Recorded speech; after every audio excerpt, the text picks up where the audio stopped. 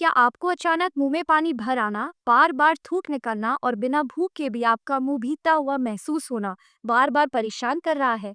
तो रुकिए, आज हम इस समस्या के बारे में जानते हैं। ये समस्या है हाइपर सलाइवेशन। आखिर हाइपर सलाइवेशन होता क्या है? किन किन कारणों की वजह से हाइपर सलाइवेशन होता है? क्या क्या लक्षण हमें देखने को मिलते हैं? और क्या होम्योपैथी में इसका उपचार संभव है या नहीं?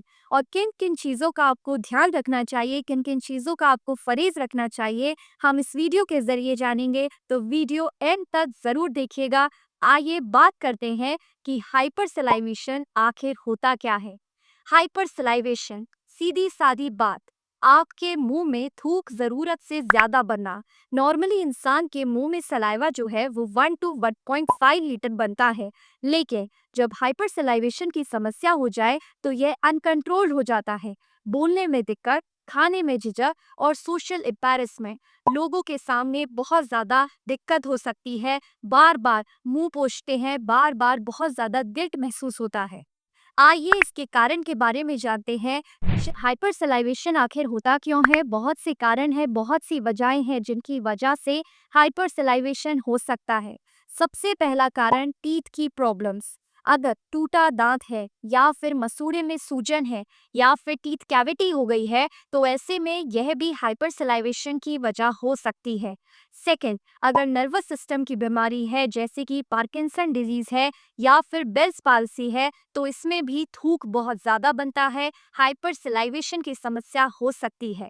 अगर हम बात करें नेक्स्ट कारण की तो एसिडिटी या फिर जीआरडी की प्रॉब्लम, मतलब कि पाचन तंत्र में गड़बड़ी होना, इसकी वजह से भी हाइपर सलाइवेशन हो सकता है। प्रेगनेंसी, गर्भ अवस्था, पहले कुछ 3 महीनों में हाइपर सलाइवेशन की समस्या देखने को मिल सकती है, यह भी एक वजह हो सकती है।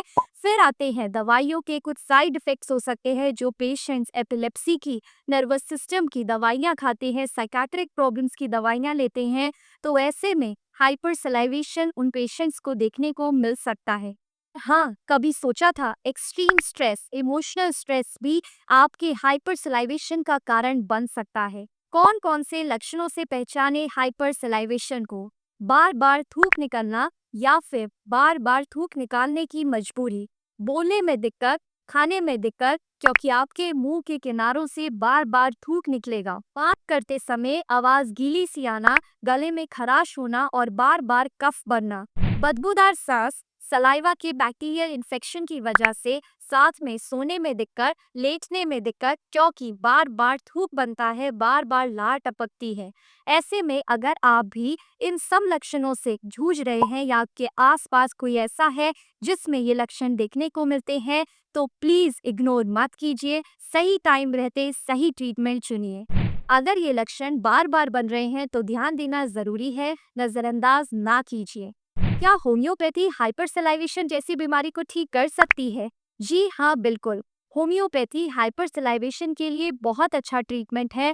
अगर आपको या आपकी किसी अपने को ये प्रॉब्लम है तो होम्योपैथिक ट्रीटमेंट चुन सकते हैं, क्योंकि हम होम्योपैथी कुछ मेडिसिन हाइपर सलाइवेशन के लिए यूज में लेते हैं।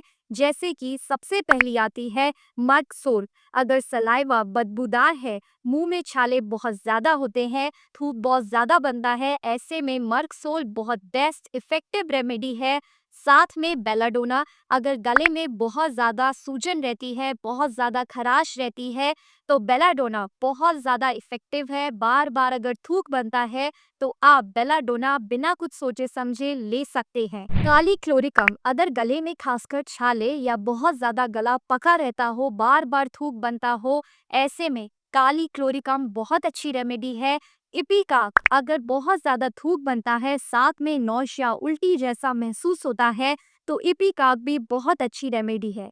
लेकिन याद रहे, सही इलाज सही दवा आपको ठीक कर सकती है, इसीलिए बिना सोचे समझे होम्योपैथी ट्रीटमेंट को चुनिए।